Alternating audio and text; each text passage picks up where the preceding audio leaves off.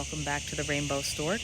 Last time we talked about me going to my fertility doctor, meeting Dr. Shamonki for the first time, and then him reviewing the different fertility options, or we were about to talk about the fertility options that he reviewed with me on that first visit. So I'm going to start with the least expensive and then work my way up, and I will leave detailed information in the description below about each of the different options so you have more information on that. So the first option that he told me about was something called an ICI, which is Intracervical Insemination.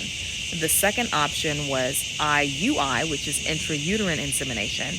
And the third option is IVF, in vitro fertilization, which a lot of people are familiar with. That is going to be the most costly. It's something around $20,000 per cycle that you try to do that. So I was definitely like, we're going to start at the bottom, at the least expensive. My medical coverage didn't cover anything around fertility. So as a single person living in LA, working a job that was sub six figures for the first time in a while, I was like, no, that's not going to be the most viable option. So let's start at the bottom and then work our way up. He did tell me about a fourth option that I had never heard of before. And it was something that was, I guess, special at that clinic. I don't know. I haven't been to a whole lot of fertility clinics, but it's something called embryo adoption. And I was like, well, what's that? And he was like, well, couples who have done IVF that are a part of the clinic, they have three options when they're done having the children that they want to have, and they still have embryos on ice. They can donate those embryos to science, they can throw those embryos in the garbage, or they can donate them back to the clinic, and other families are allowed then to adopt those embryos and then take them on as their own. So essentially think of being a surrogate mother, except you get to keep the child. So the child is genetically not yours, but you've legally adopted them and they are your children. And I think the other unique thing about that option was that the adoption is actually free. So the adoption is at no cost. You can adopt up to 6 embryos for free. The procedure cost, so that puts it in the scale of the other 3 that we talked about, ICI, IUI, and IVF.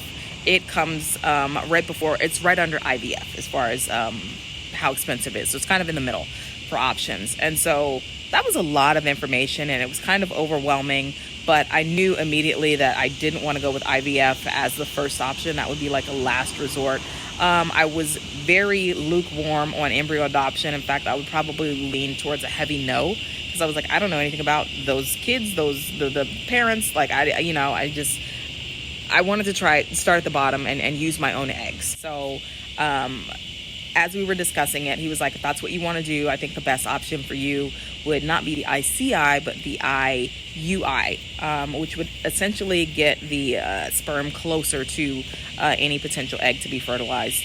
And with my age at the time and just the status of the eggs that I had remaining, that would be the best option for me.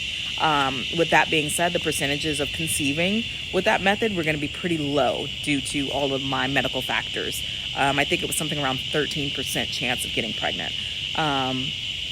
So that was a lot for me to unpack and think about. And so as I left, though I had hope, I was like, oh boy, I was still overwhelmed, really. And I was like, well, how am I going to proceed? What am I going to do with this? So I had to determine whether I was going to use a known donor and do a co-parenting option, or if I was going to go with a sperm bank. And if I was going to go with a sperm bank, which sperm bank? There are a lot of different sperm banks out there, considering what the price points are and, the donor selection, like what kind of father would I be looking for? So it was time to really get into a research phase and really kind of dig in and figure out, who I wanted to parent with, if I wanted to parent with someone, and if I was going to do it totally on my own, where I would get that donor from.